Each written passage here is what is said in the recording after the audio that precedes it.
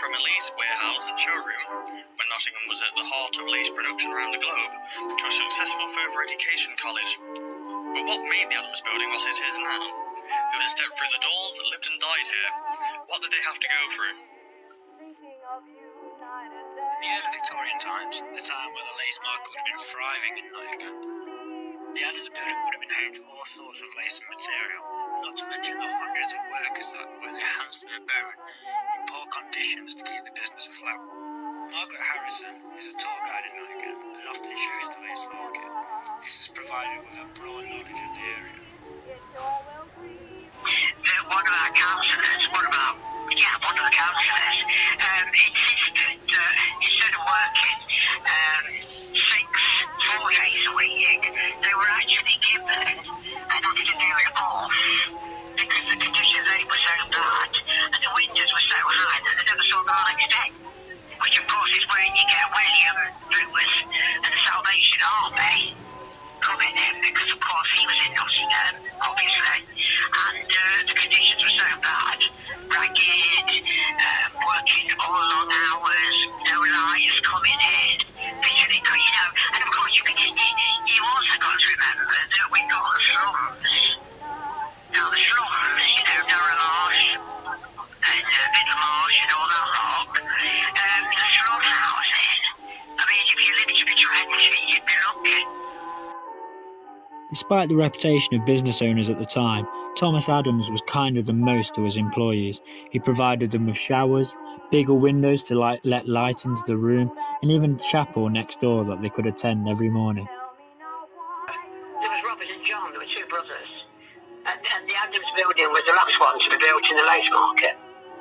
And of course they brought sort of the windows sort of bigger and broader, made a wider window for the lights to settle, to come in. And they also had a restroom, and they also had showers. Not perhaps today's modern showers, but a shower. And next to the Adams building, as part of the Adams building, which is now used as a restaurant area, but that was a chapel. Sheila Mason is currently one of the directors of Nottingham Lace and author of the book Nottingham Lace 1760s to 1950s.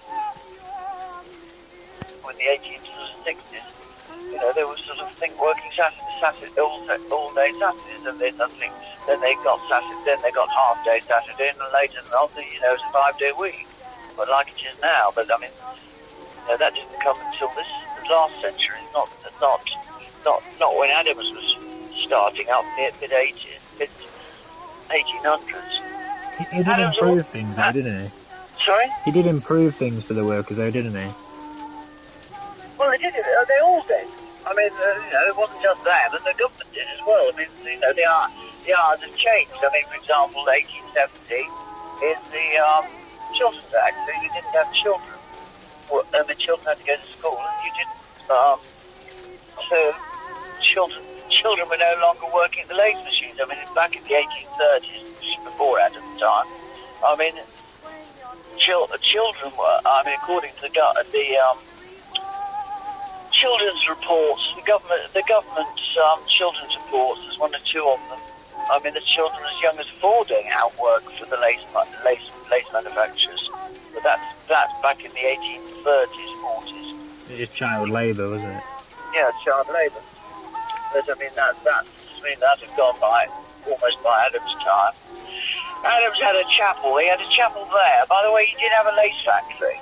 The site of, I think it's one of the Chinogling colleges, or the first Chinoglis, up on a Sherwood Rise, the big school up as you're going north out of Nottingham on the left-hand side. That was the site of Adams. That was the site of Adams' factory. Oh, so he owned a factory as well. He had turf machines.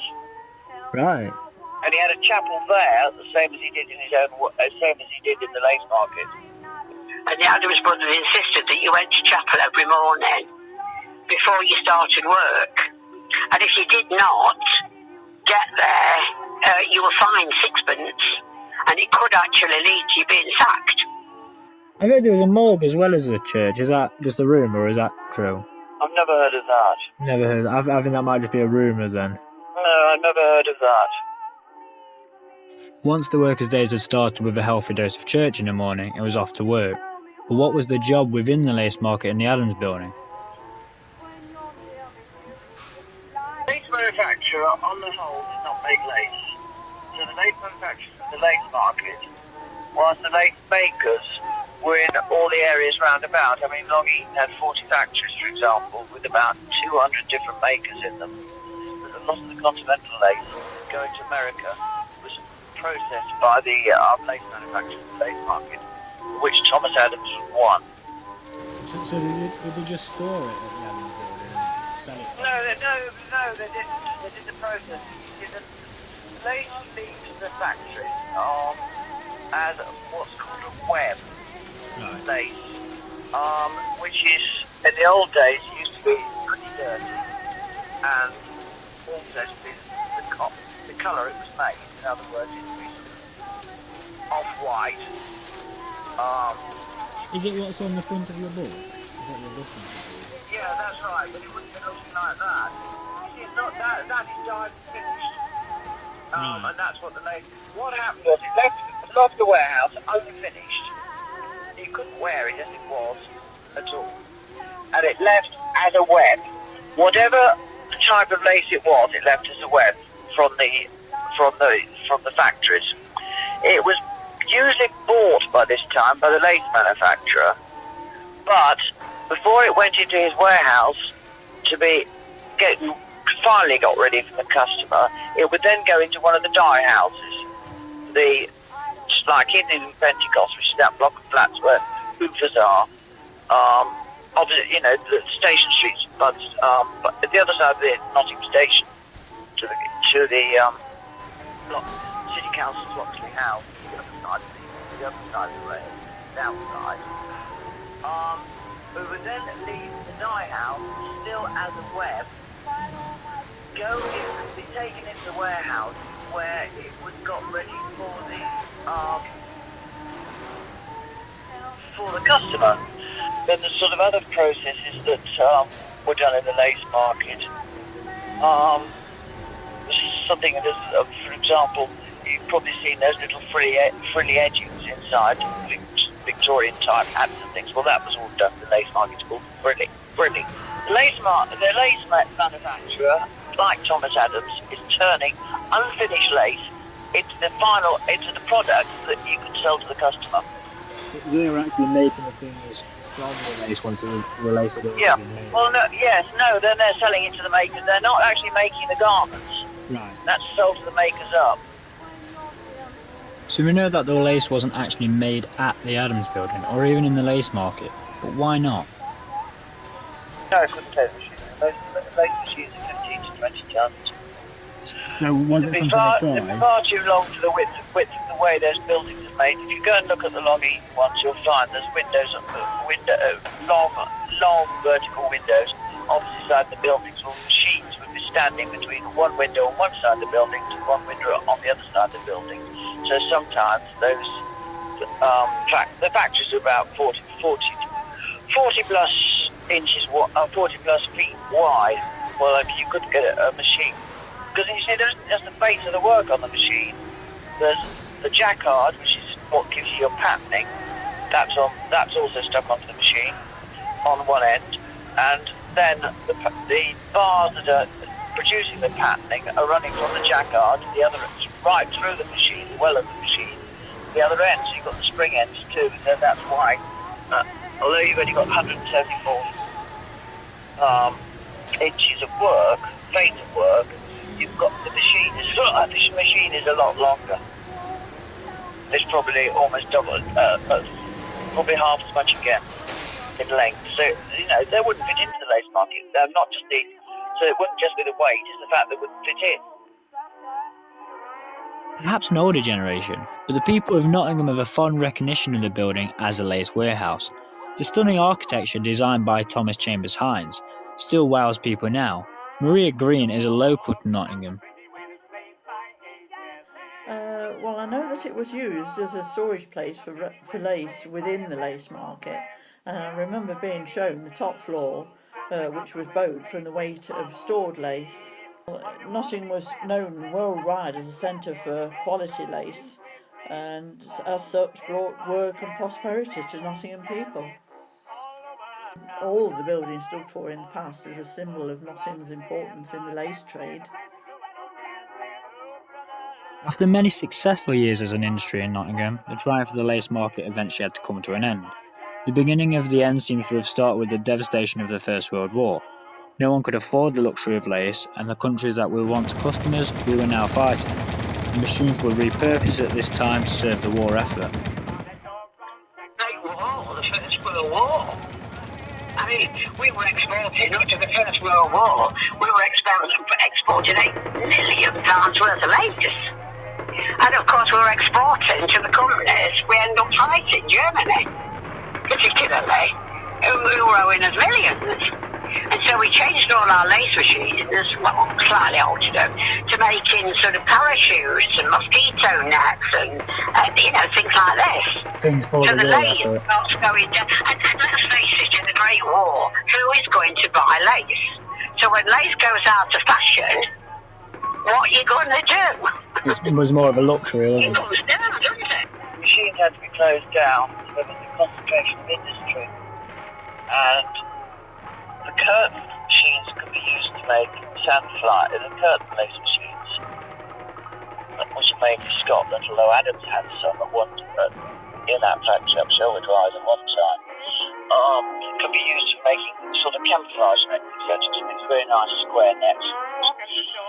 The plain net machines were using sandfly nets and things like that, but the weavers machines didn't really make a net. They all set up making pattern lace. So although they could make a net, they weren't really set up for it. So then they had a concentration of industry, and a lot of the firms were virtually closed down. There was a thing in Long Eaton called Lace Productions, which ran the whole setup, just the same as there was something running the whole setup to the lace curtain makers. And for the leaders trade, it paid. Some machines ran. If they made a profit, or any profit they made, was put into distributed around the industry, so that everybody could just keep their machines turning over, usually by hand, not making anything, just so they didn't rust up during the war. But of course, a lot of them started up at the end of the war, but they had no money to buy the new ration machines, and then of course they gradually faded out. This was the problem. This is sort of the fall of the lace market. And I suppose a lot of the people we were selling the lace to, we were also at war with, weren't we? Well, they didn't start up either. Yes, exactly. They didn't start up either. And then, of course, we had a big export. There was an enormous export trade, especially to America. But when other countries undercut, well, let's put it this way. One time, it's very rough, but the Chinese, we had to buy the same machines. I just say that we both paid for the China. Oh well. Anyway, we both paid £1 million for our machines. Ours to run would be wages would be 10 plus pounds an hour for somebody to run the ration machine at the end of the war. Well, sort of the end of the 1900s. Whilst the Chinese, you see, were paying 10 cents. You can't compete. It didn't diminish until about the 1950s. No, later than that, 90s. About, let's say, the best way of describing it is probably when the computers came in. You see, the point was, there was also a lot of, by that time, there was also a lot of competition, foreign competition, for making lace. So in other words, the number of lace manufacturers diminished because the lace was being starting to be made elsewhere, Far East, etc. Well, what happened to the Adams, Page and Co. company after the lace market diminished? Well, most of the companies literally were dissolved. Were actually just dissolved. Some were sold. Once the lace market did eventually fall, we were left with buildings, beautifully designed buildings that needed a use.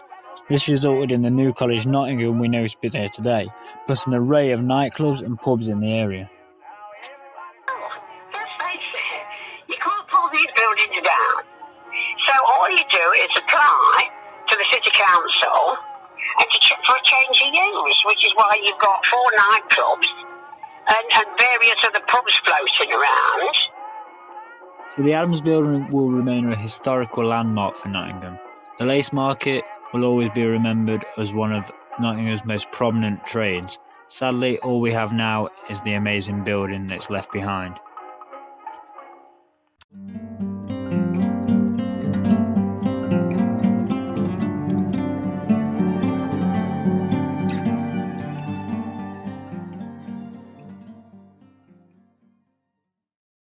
So obviously, we've got to look around for what else we can do. But the whole of the Lace Market area is listed, so we can't pull them down. You can alter the insides, but you cannot pull any of those buildings down. They're all protected, aren't they? Absolutely, they're listed.